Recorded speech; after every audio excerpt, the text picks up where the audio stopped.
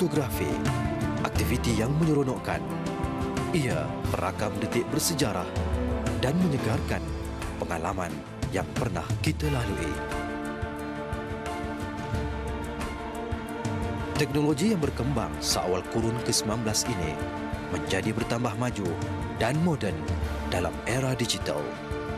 Ia semakin mudah untuk dibawa dan bertambah senang untuk digunakan, seperti yang diakui oleh pakar dalam bidang ini. Whereby the digital camera is very convenient.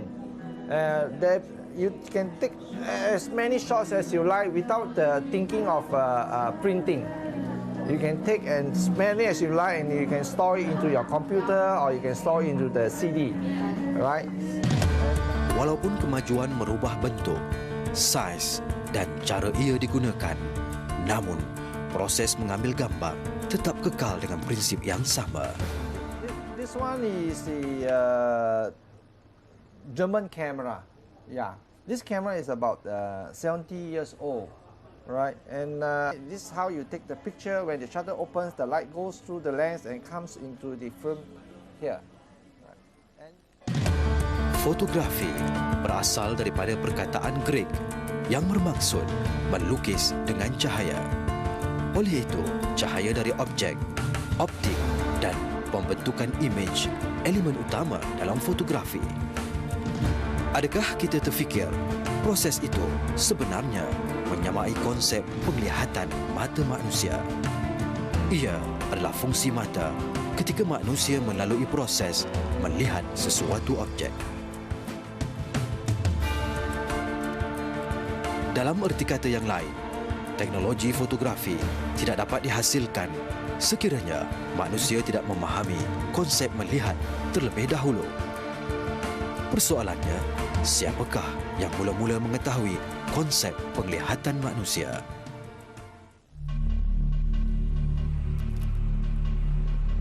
Ada pendapat mengatakan, kita patut berterima kasih pada sarjana Yunani yang telah meneroka fungsi mata. Namun, pandangan mereka menimbulkan kekeliruan. Antaranya Euclid dan Ptolemy. Mereka melontarkan teori bahawa mata mengeluarkan cahaya bagi membolehkan manusia melihat sesuatu objek.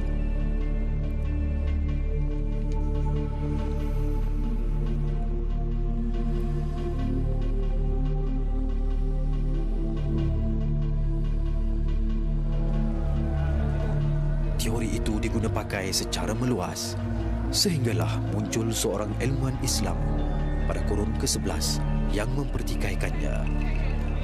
Dia menimbulkan persoalan, jika mata manusia boleh mengeluarkan cahaya, mengapa manusia tidak dapat melihat ketika berada dalam keadaan gelap?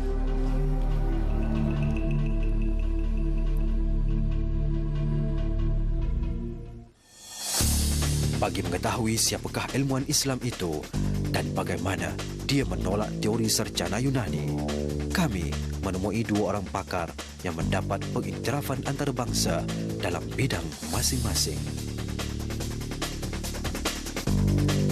Profesor fizik ini mendapat anugerah emas di Geneva menerusi ciptaan teknologi solar, menyatakan, Ibn Haytham lah orang yang pertama yang menerangkan konsep awal bagaimana mata ini berfungsi. Beliau telah mengatakan sebenarnya apabila saya melihat sesuatu objek, sebenarnya bukan mata saya mengeluarkan sinaran, tetapi objek tersebutlah yang mengeluarkan sinaran. Berdasarkan konsep inilah, maka manusia ataupun saintis kemudiannya membina teleskop, membina kamera, membina alat-alat yang lain.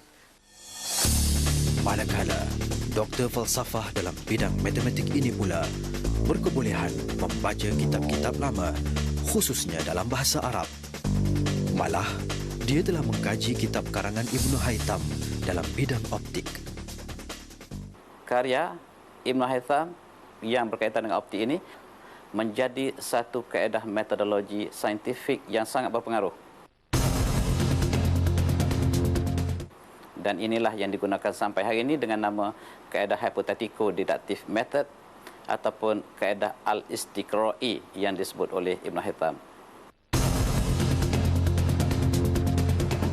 Sebab warisan saintifik yang dibawa daripada Yunani umpamanya, mereka mementingkan teori ataupun aspek kualitatif. Tetapi Ibn Haytham tidak mencukupi untuk menjadikan kualitatif ini sebagai kaedah saintifik, tetapi harus diperkuatkan dengan empirical, dengan uji kaji, dengan menggunakan kaedah istiqra'i, kaedah aruhan. Maklumat daripada kedua-dua orang pakar itu membawa kami ke negara di mana Ibn Haytham telah melakukan kajian saintifiknya, secara langsung menolak teori sarjana Yunani dalam menjelaskan konsep melihat yang sebenar. Di negara ini juga kami dapat meneroka lebih jauh bukti-bukti yang mengukuhkan pandangan Ibn Haytham itu.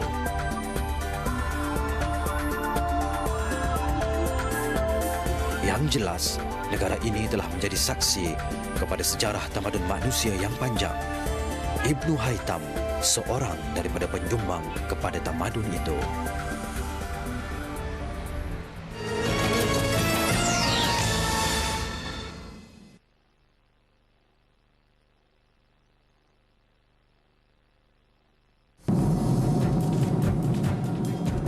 Perjalanan yang memakan masa selama lebih 10 jam diisi dengan meneliti fakta penting tentang Ibn Haytham.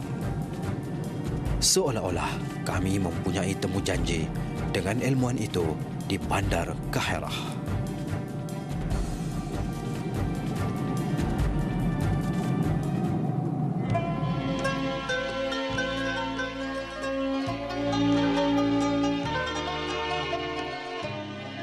Piramid adalah sebahagian daripada wajah negara ini.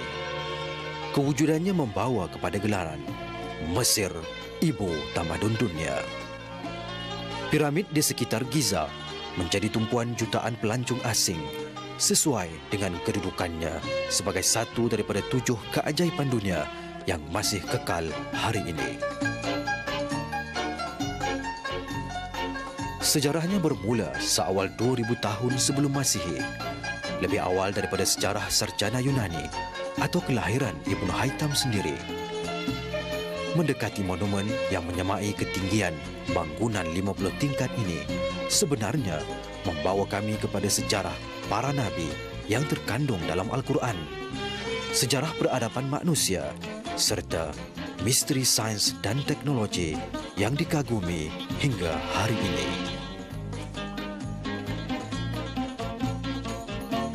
Keutuhan piramid berdiri sejak sekian lama melawan arus masa, seperti mencabar kemajuan teknologi yang dibangunkan oleh manusia di era moden. Hakikatnya, tanpa pencapaian yang terdahulu, maka tiadalah kemajuan yang dapat dikecap hari ini. Kedua-duanya saling mengukuhkan antara satu sama lain demi memajukan tamadun manusia sendiri.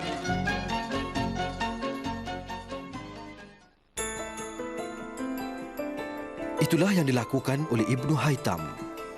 Tanpa usaha dan pencapaiannya, ilmu optik serta fotografi tidak akan berkembang seperti mana pada hari ini.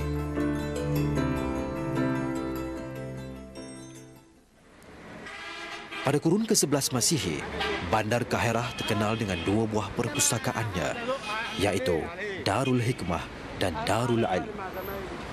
Dikatakan terdapat 180,000 tajuk buku dalam pelbagai bidang tersimpan di perpustakaan itu.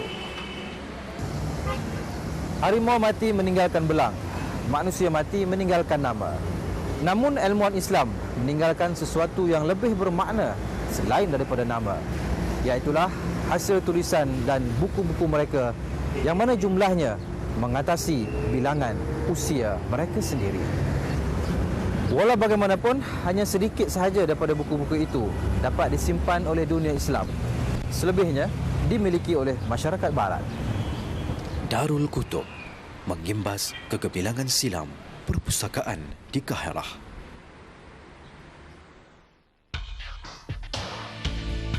Ia telah menarik perhatian Ibnu Haytham dan ilmuwan Islam yang lain bernaung di bawah khalifah yang memerintah Mesir ketika itu.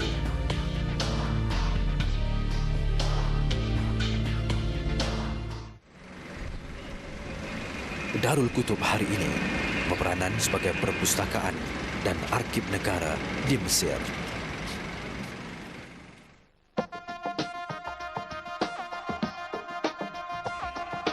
Kami cuba mendapatkan kitab Ibnu Haytham yang asal dari perpustakaan ini.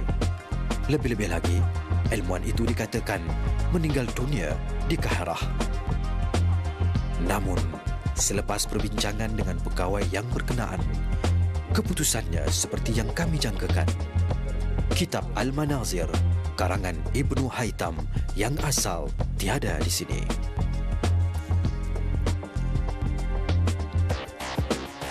Sebaliknya, kami hanya dapat merakamkan sebuah kitab optik berjudul Tanqih Al-Manazir yang mengulas secara terperinci hasil tulisan Ibnu Haytham.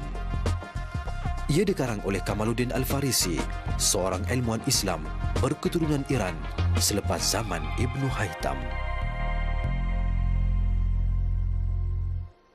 Kami kemudiannya mendapatkan seorang pakar tamadun Islam di Universiti Kahirah bagi mengetahui lebih lanjut serta kewibawaan ulasan Kamaluddin Al-Farisi terhadap kitab Ibnu Haytham. Dr. Mustafa Labib turut menulis buku tentang sumbangan Ibnu Haytham. بالذات عند عالم جاء بعد ابن الهيثم بزمن هو كمال الدين الفارسي الذي أصدر كتابا شهيرا في علم الضوء اسمه تنقيح المناظر، وهو تعليق وشرح وتطوير لكتاب الحسن بن الهيثم.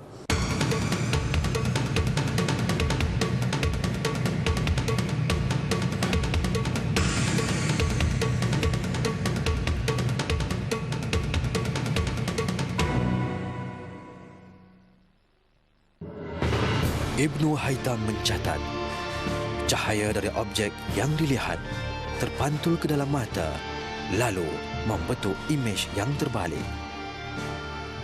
Kedudukan imej itu kemudiannya dibetulkan oleh otak manusia.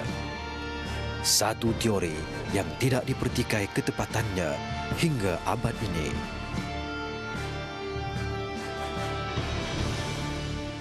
Namun, bagaimana Ibnu Haytham mampu merumuskan teori itu pada kurun ke-11?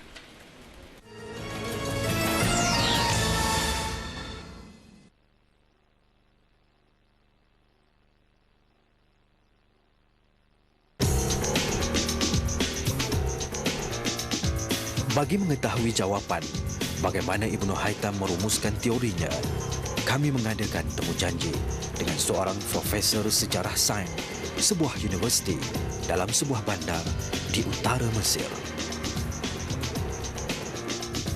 Iskandariah menjadi pusat kebudayaan dan ilmu sebelum Islam.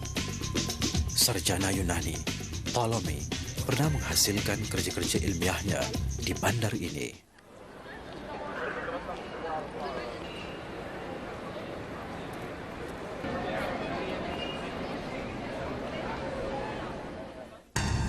Universiti Iskandariah, lokasi tumpuan kami untuk mendapatkan jawapan daripada Dr. Maher yang turut menjadi profesor jemputan di sebuah universiti di London. وكان الحسن بن الهيثم يربط بين أمرين، بين تشريح النص وتشريح العين.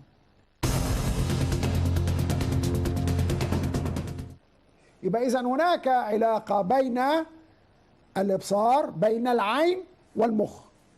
هذه العلاقة علاقة مباشرة اكتشفها الحسن بن الهيثم.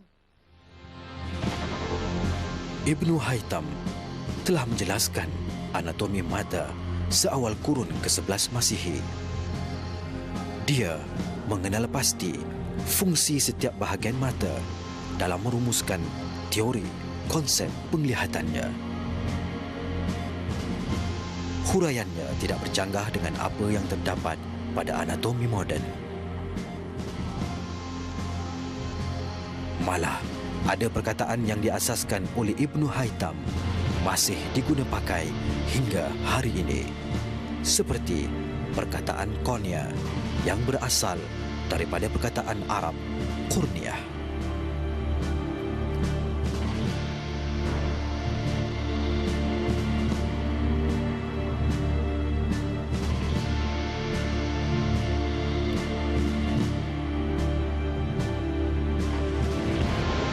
Selain itu, saraf optik yang berperanan membawa maklumat ke otak telah turut dikesan oleh Ibnu Haytham dan dia melakarkannya dengan jelas.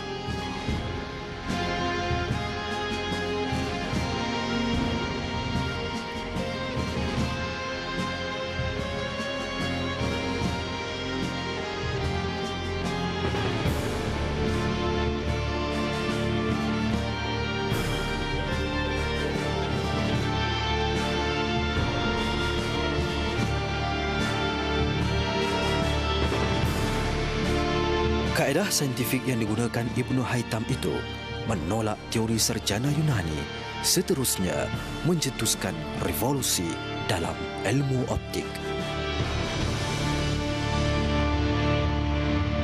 Tetapi, bagaimana Ibnu Haytham mengetahui kedudukan imej yang terbalik di dalam mata?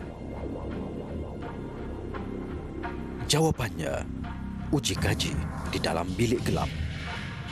Ibnu Haytham menebuk lubang pada sebuah bilik yang gelap bagi membolehkan cahaya masuk. Objek di luar bilik yang berada di hadapan lubang itu menghasilkan imej terbalik pada dinding di dalam bilik gelap. Uji kaji yang dilakukan itu menyamai konsep kamera lubang jarum dan kamera obskura yang menjadi asas kepada penciptaan kamera moden.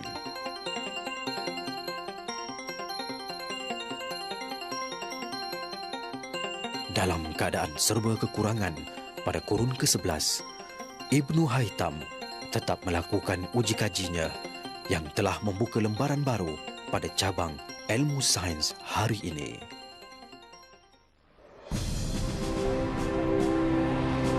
Bagi kami, fotografi adalah sebahagian dari cabang ilmu sains yang dapat dikembang hasil penemuan Ibnu Haytham. Kajian mendalam Ibnu Haytham terhadap fungsi mata telah membolehkan manusia hari ini mempelajari dan memahami tentang cahaya.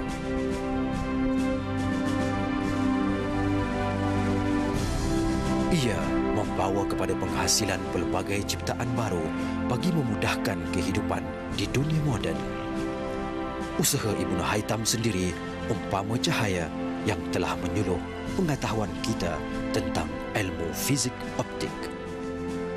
Sesungguhnya, pada setiap kejadian Tuhan itu mengandungi pelbagai ilmu bagi mereka yang mahu memikirkannya.